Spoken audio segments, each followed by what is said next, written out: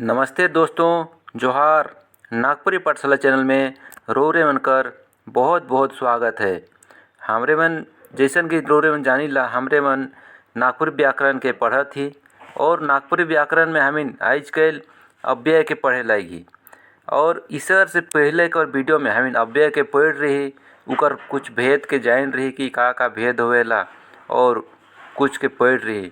तो पिछला वीडियो के अगर जे मन नहीं देखी से ज़रूर एक बार वो वीडियो के देख लो।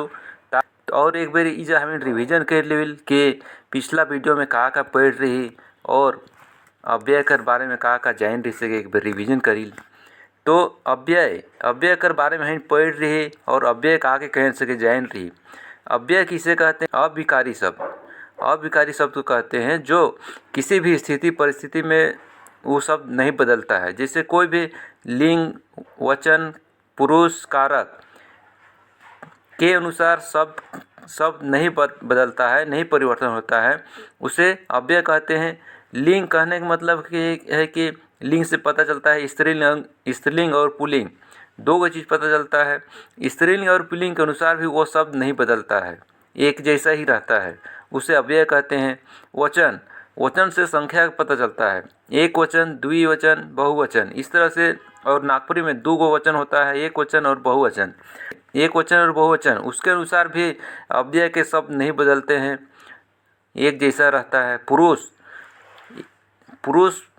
पुरुष के अनुसार भी पुरुष जैसे कि होता है प्रथम पुरुष, मध्यम पुरुष, उत्तम पुरुष, इस तरह से जो पुरुष होता है उसके अनुसार भी अव्यय नहीं बदलता है। कारक जो संज्ञा सर्वनाम का संबंध क्रिया से होता है उसे कारक कहते हैं और उसके अनुसार भी शब्दों में बदलाव नहीं आता है, वैसे शब्द को अव्यय कहते हैं। और हम लोग देखे थे कि अव्यय का भेद होता है, चार भेद होता है। नागपुरी व्याकरण में अव्यय का चार भेद होता है: क्रिया विशेषण, संबंध बोधक, समुच्चय बोधक और विस्मयादि बोधक। तो इसमें हम लोग पढ़े थे पहला क्रिया विशेषण को। और हम लोग पिछला वीडियो में जाने थे क्रिया विशेषण किसे कहते हैं? जो शब्द क्रिया का विशेषता बताता है उसे क्रिया विशेषण कहते हैं। और हिंदी के व्याकरणकार कामता प्रसाद गुरु ने क्रिया विशेषण को 3 रूपों में विभाजित किया है और तीनों रूपों का अलग अलग भेद होता है। तीनों रूप का अलग अलग भेद बताए हैं वो, और नागपुरी में भी उन्हीं रूपों को पढ़ा जाता है। तो देखते हैं पहला कि प्रयोग कर मुताबिक कितने भेद होते हैं। प्रयोग के मुताबिक साधारण क्रिया, संयोजन क्रिया, अनुबंध क्रिया। तो साधारण क्रिया किसे कहते हैं? हम लोग पढ़े थे कि साधारण क्रिया जिस शब्द का प्रयोग वाक्य में सीधा होता है, प्रयोग स्वतंत्र रूप से होता है, उसे साधारण क्रिया कहते हैं। और संयोजन क्रिया संयोजन क्रिया किसे कहते हैं? तो जिस क्रिया से विशेषण का संबंध का पता चलता है, विशेषण का एक वाक्य से दूसरे वाक्य से संबंध का पता चलता है और एक वाक्य को दूसरे वाक्य से जोड़ता है, उसे संयोजन क्रिया विशेषण कहते हैं। अनुबंध क्रिया विशेषण निश्चित करने के लिए, कोई बात को निश्चय हम लोग दृढ़ निश्चय होकर कहते हैं। जैसे मैं पटना जाबू, मैं काइल पटना जाबू, मैं काइले पटना जाबू, इस तरह से शब्दों का में अंतर होता है। लेकिन मैं काइले पटना जाबू, एकदम निश्चित रूप से जाबू, इस तरह से जो हम बोल रहे हैं तो ये एक निश्चय हो गया। निश्चय एक विचार होता है, जो हम लोग विचार करते हैं उसी को, उस तरह से जो शब्द रहता है उसको अनुबंध क्रिया विशेषण कहते हैं। तो हम लोग इस सब कुछ जाने थे, पढ़े थे। आज हम लोग आगे पढ़ेंगे रूप कर मुताबिक क्रिया विशेषण कितने होते हैं, मूल क्रिया विशेषण, यौगिक क्रिया विशेषण, स्थानिक क्रिया विशेषण। और अर्थ क्रम मुताबिक क्रिया विशेषण कितने होते हैं? 4 तरह के होते हैं: कालवाचक क्रिया विशेषण, स्थानवाचक क्रिया विशेषण, परिमाणवाचक क्रिया विशेषण और रीतिवाचक क्रिया विशेषण। तो ये सारा चीज़ को आज हम लोग पढ़ेंगे, एक एक करके पढ़ेंगे। और सबसे इम्पोर्टेंट है इसमें अर्थ कर मुताबिक जो क्रिया विशेषण है, कालवाचक, स्थानवाचक, परिमाणवाचक, रीतिवाचक, ये 4 तरह के होते हैं। तो इस सब को हम लोग पढ़ेंगे आज। और इस तरह से क्रिया विशेषण का कितने भेद हो जाते हैं? ये प्रयोग क्रम मुताबिक 3, रूप क्रम मुताबिक 3, अर्थ क्रम मुताबिक 4, और कुल मिलाकर 10 क्रिया विशेषण हो जाते हैं। क्रिया विशेषण के 10 भेद हैं नागपुरी व्याकरण में कमता प्रसाद गुरु के मुताबिक। तो इस सब चीज़ों को याद रखना है। तो आज हम लोग पढ़ेंगे रूप के मुताबिक, अर्थ के मुताबिक, संबंध बोधक, समुच्चय बोधक और विस्मयादिबोधक, सबको आज का वीडियो में ख़त्म करेंगे। सो आप लोग वीडियो को पूरा अंत तक देखें और बने रहें। तो आगे पढ़ते हैं। यहाँ पर एक चीज़ और भी है, जो पिछला वीडियो को देखेंगे उनके लिए एक चीज़ यहाँ पर जो मिस्टेक है पिछला वीडियो में उसको सुधार लेते हैं कि जोन अव्यय मतलब कि अविकारी शब्द होता है और यहाँ पर विकारी शब्द दिया हुआ है, तो ये विकारी नहीं होगा, अविकारी होगा। तो जोन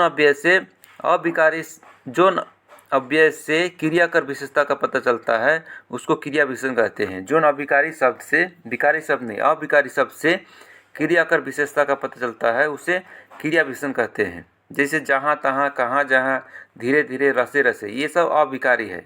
और अविकारी आप लोग जानते हैं कि लिंग, वचन, पुरुष, कारक, ये सब का अनुसार चेंज नहीं होता है, कोई बदलाव नहीं आता है, उसे अविकारी शब्द कहते हैं। जहाँ तहाँ, कहाँ जहाँ, इसका कभी भी बदलता नहीं है, एक जैसा रहता है हर वाक्य में, तो इसको अविकारी, इस तरह से शब्दों को अविकारी शब्द कहते हैं।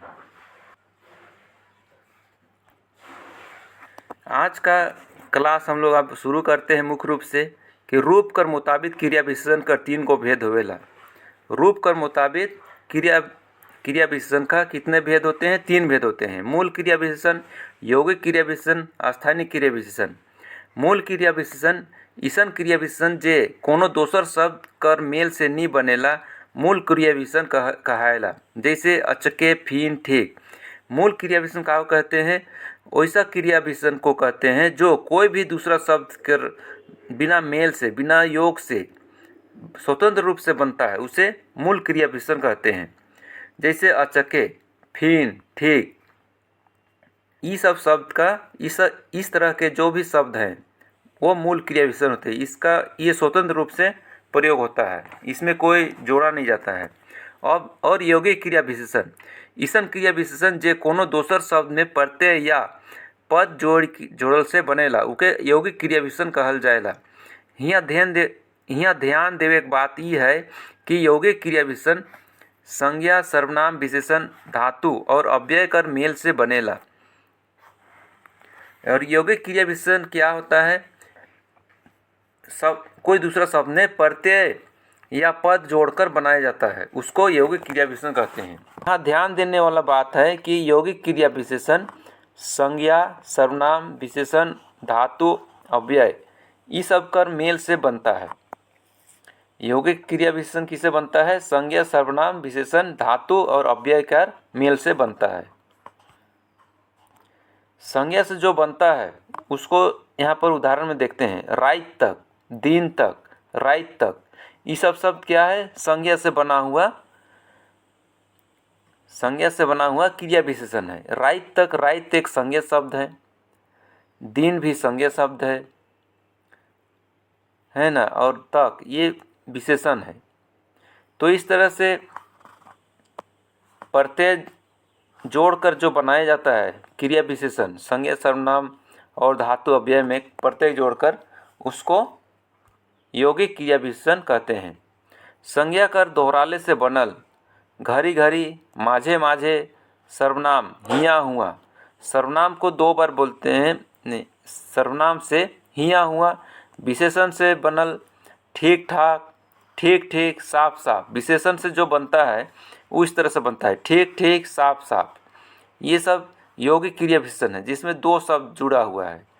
2 शब्दों के मेल से जो बन रहा है वो यौगिक क्रिया विशेषण है। संज्ञा विशेषण से बनल, एके संग, एक धाव, एक बेर।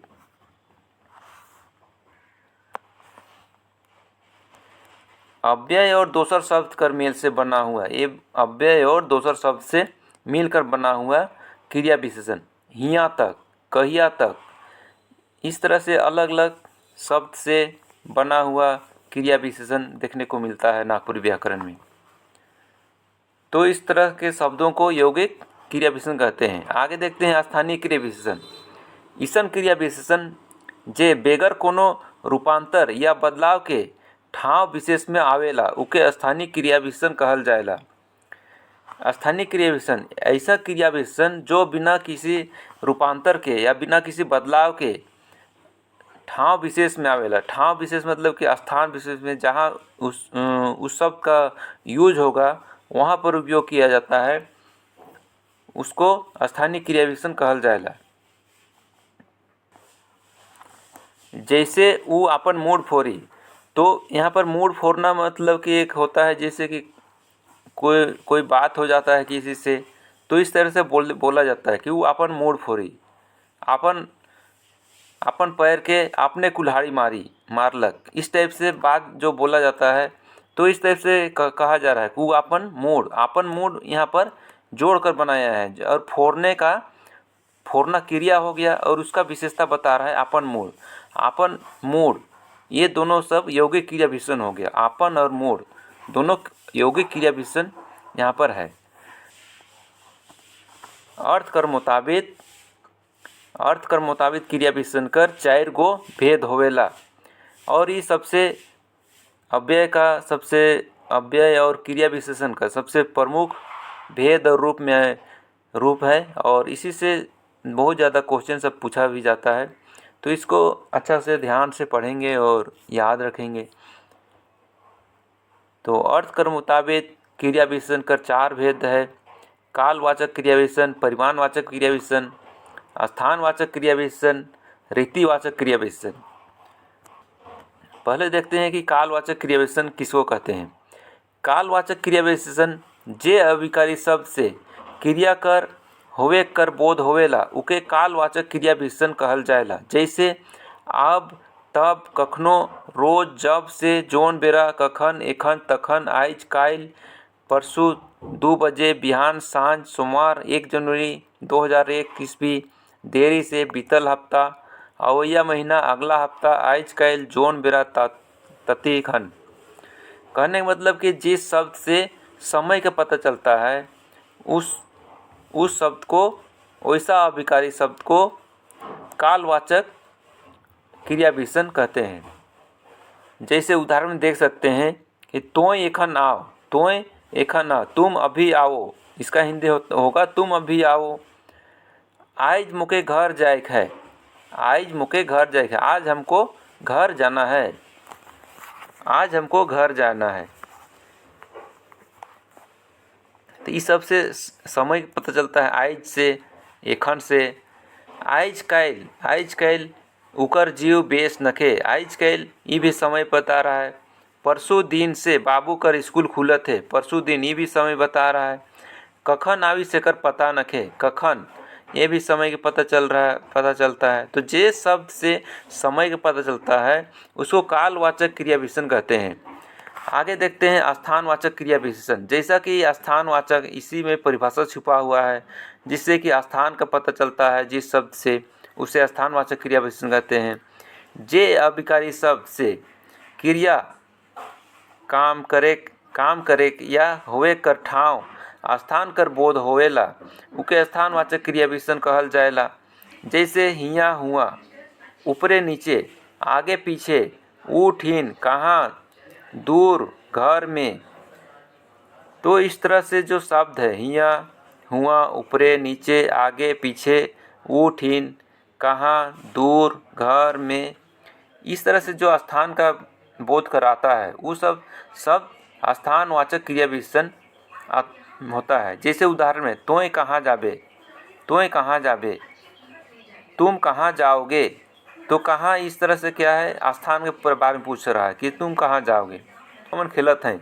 ऊठ इन मतलब कि एक स्थान है जहाँ पर बच्चा लोग खेल रहे हैं, ऊठ इन खेलत हैं। वो हिया रहेला, हिया भी स्थान को बता रहा है कि वो हिया रहेला, वो यहीं रहता है। इस तरह से जो शब्द से स्थान का पता चलता है उसे स्थानवाचक क्रिया विशेषण कहते हैं। परिमाणवाचक क्रिया विशेषण, परिमाण या संख्या कर बोध जोन क्रिया विशेषण में होवेला उके परिमाणवाचक क्रिया विशेषण कहल जाएला। इकर 5 उपभेद है। संख्या या परिमाण या मात्रा का पता चलता है उसे परिमाणवाचक क्रिया विशेषण कहते हैं। और इसका 5 उपभेद हैं, जैसे अधिकता का बोध करवाने वाला शब्द बागरा, सौब, पूरा। इस सब से क्या हो रहा है कि मात्रा का पता चलता है, परिमाण का पता चलता है। न्यूनता बोधक में आता है थोड़े, कटिक, तनी। थोड़ा, कटिक, कटिक मतलब ही और थोड़ा होता है। तनी, इससे भी थोड़ा कम का बोध होता है। जहाँ की कम का बोध है, कम मात्रा का बोध होता है, जिस शब्द से कम मात्रा का बोध होता है उसे न्यूनता बोधक क्रिया विशेषण कहेंगे। परिमाणवाचक क्रिया विशेषण। पर्याप्तिवाचक क्रिया विशेषण। पर्याप्त मतलब कि काफ़ी, बस, बराबर, ठीक, मतलब कि बस इतना ही हो गया, बराबर, ठीक। इस तरह से जो पर्याप्तवाचक, जैसे कि हम लोग खाना खाते हैं और कोई दोबारा पूछता है कि और भी लेना है क्या, तो कहते हैं कि बस हो गया, बस इतने पर्याप्त है, काफ़ी है। तो इस तरह से जो शब्द का पता चलता है, इस शब्द से जो पता चलता है पर्याप्त का, वो पर्याप्तवाचक परिमाणवाचक क्रिया विशेषण होता है। और तुलनावाचक, जिसे तुलना का बोध होता है, जिस शब्द से तुलना का बोध होता है उसे तुलनावाचक कहेंगे। जैसे कि इतना, उतना, जतना, कतना, ततना, कतई, उतई, जतई। इस तरह से जो शब्द है वो तुलना करता है एक दूसरे से, तो ये तुलनावाचक हो गया। और श्रेणीवाचक, पारापरी से एक एक करके थोड़े थोड़े। श्रेणीवाचक मतलब एक क्रम से जो काम होता है, काम का पता चलता है, क्रम से करने का, उसे श्रेणीवाचक क्रिया विशेषण कहेंगे। उदाहरण के लिए देख सकते हैं, बागरा बोले बेस ना लगे। बागरा बोलना अच्छा बात नहीं है। पारापरी गीत के गावा, अगर 4 लोग गाना गा रहे हैं एक साथ, तो उसको हम लोग बोल सकते हैं एक एक करके गाओ, एक के बाद एक गाओ, उसी को कहते हैं पारापरी। तो एक क्रम से चल रहा है, शेरनी से चल रहा है।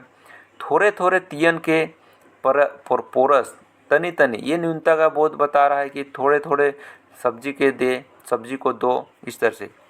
तियन में उतना तेल ना डाल, ये तुलना का बता रहा है कि उतना तेल ना डाल, मतलब कि ज़्यादा मत डाल। अब आगे देखते हैं रीतिवाचक क्रिया विशेषण। रीतिवाचक क्रिया विशेषण माने क्रिया कर रीति, प्रकार, विधि और निश्चय कर बोध होवेला। रीतिवाचक क्रिया विशेषण से क्रिया का पता चलता है, रीति, प्रकार और विधि जो है। रीति उसका गुण, प्रकार हो गया, विधि का पता चलता है, विधि और निश्चय का बोध का पता चलता है, उसे रीतिवाचक क्रिया विशेषण कहते हैं। जैसे आप देख सकते हैं, तैसन, जैसन, वैसन, अचकाए, आपने, फटाफट, साइत, सते, जस, तस, ई लखे, से लखे, ऊ लखे, जैसे, तैसे, ऐसे, सटासैट, गटागट, तड़ातड़, झट झट। इस तरह से कोई भी काम का गुण का पता चलता है। इस सब शब्द से गुण का, वो रीति का पता चलता है, या फिर काम किस तरह से हो रहा है उसका प्रकार का, और विधि का, काम करने का जो विधि बताया जाता है या फिर तरीका होता है, वो सबसे इस सब सबसे पता चलता है। तो उस तरह का जो शब्द रहता है, जिससे कि रीति का पता चलता है, विधि का पता चलता है, प्रकार का पता चलता है काम का, तो उसको क्या कहेंगे, रीतिवाचक क्रिया विशेषण कहते हैं। जैसे कि उदाहरण में, जैसन काम करब उसने फल भेटे, जैसा हम काम करेंगे वैसे ही फल भेटाएगा। तो इसे काम का रीति विधि का पता चल रहा है ना, काम करने का तरीका चल रहा है, प्रकार चल रहा है कि हम जिस तरह से काम करेंगे उस तरह का हमें फल मिलेगा। अचकाए छुआ गिर गेलक, अचकाए अचानक से, किस तरह से, मतलब कि छुआ गिरा, बच्चा गिरा, तो किस तरह से गिरा उसका प्रकार को बताया जा रहा है। वो मतलब खेलते खेलते गिर गया, या कुछ काम कर रहा था उससे गिर गया, या किस तरह से गिर गया, अचानक से वो गिर गया, अच्छा था फिर अचानक से गिर गया। तो इस सब से, इस तरह से जो शब्द का रहता है वो रीतिवाचक क्रिया विशेषण कहते हैं। तो इस तरह से क्रिया विशेषण के सारे भेद खत्म होते हैं। इस तरह से हम लोग क्रिया विशेषण के और कामता प्रसाद गुरु के मुताबिक जितने भी क्रिया थे वो सब समाप्त होता है। प्रयोग के मुताबिक 3 तरह के क्रिया विशेषण होते हैं, रूप के मुताबिक 3 तरह के, और अर्थ के मुताबिक 4 तरह क्रिया विशेषण को क्रिया विशेषण होते हैं सबको हम लोग जाने और समझे। अगर आप लोगों को इस चीज़ नहीं समझ में आया तो ज़रूर से ज़रूर कमेंट करेंगे। पंडित योगेंद्र नाथ तिवारी के मुताबिक 4 गो क्रिया विशेषण को बताया गया है। अपने जो किताब है उसमें व्याकरण किताब में 4 गो क्रिया विशेषण को बताए हैं। और फादर पीटर नौरंगी अपन व्याकरण सादानी बोली कर व्याकरण किताब में 5 गो क्रिया विशेषण को बताए हैं। उन्होंने दिशावाचक क्रिया विशेषण को अलग अलग माइन है, जैसे हिने हुने, कहने, जने, तने, ई बट, ऊ बट, कौन बट। फादर पीटर शांति नौरंगी कहा कि ये हैं कि दिशावाचक क्रिया विशेषण को एक अलग क्रिया विशेषण बताए हैं अपने किताब में। तो इस तरह से क्रिया विशेषण समाप्त होता है। अब अगला देखते हैं अव्यय के अगला भेद। अव्यय के एक भेद हम लोग पढ़ चुके हैं क्रिया विशेषण। अब दूसरा भेद पढ़ते हैं संबंध बोधक अव्यय। संबंध बोधक अव्यय जे अभिकारी शब्द संज्ञेय सर्वनाम कर संगे आय के उकर संबंध दोसर शब्द संज्ञेय सर्वनाम चाहे क्रिया से बताएला उके संबंध सूचक अव्यय कहल जाएला। जैसे राम सीता कर बेगर अयोध्या कैसे जाते हैं। जे अभिकारी शब्द, अभिकारी मतलब कि जो कोई भी स्थिति में लिंग वचन कारक पुरुष के अनुसार नहीं बदलता उसे अभिकारी शब्द कहते हैं। और संज्ञेय सर्वनाम कर संगे आय के उकर संबंध दोसर शब्द से उसका संबंध दूसरा शब्द से संज्ञेय सर्वनाम चाहे क्रिया से बताता है, उसको संबंध सूचक अव्यय कहते हैं। जैसे कि राम सीता कर बेगर अयोध्या कैसे जाते हैं। राम सीता कर बेगर अयोध्या कैसे जाते हैं। जैसे कि यहाँ पर ये बेगर शब्द है, सो संज्ञेय सर्वनाम कर संज्ञेय सर्वनाम के साथ में आया है सीता कर बेगर।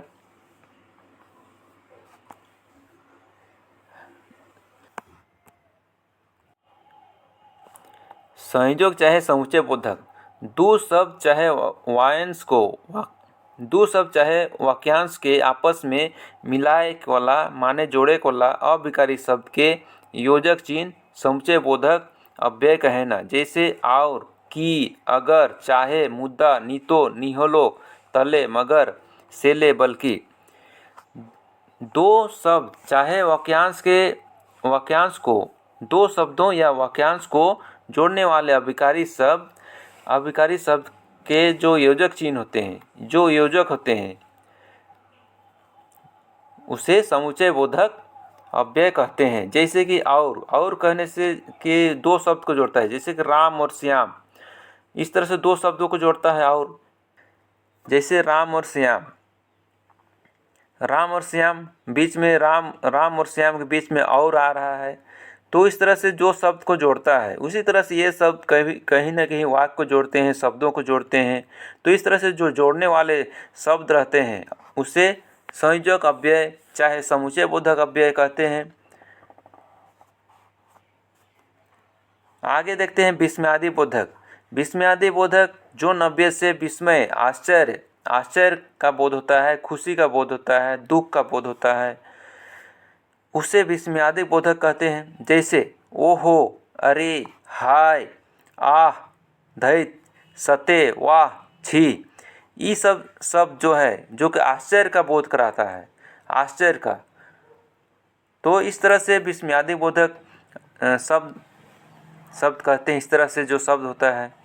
तो दोस्तों इस तरह से आज अव्यय का पूरा क्लास ख़त्म होता है। और मन के अच्छा लगलक तो लाइक, कमेंट और शेयर जरूर करब। और कमेंट में ज़रूर से ज़रूर लिखब कि वीडियो कैसन लागलक और के वीडियो में और का सुधार करे हुई। और मन के अगर कोई अर्थ मन नहीं समझ में आवे या कुछ अर्थ कर दूसर अर्थ होवी इस टाइप से भी लागेला तो के भी कमेंट करब, ताकि मैं भी सीखबू और अच्छा से अच्छा और भी बेहतर वीडियो बनाए कर कोशिश करबू। तो मिलब और अगला क्लास में, तब तक ले धन्यवाद। जय हिंद, जय झारखंड। सब खुश रहो, स्वस्थ रहो और पढ़ाई के एकदम अच्छा से करूँ। धन्यवाद।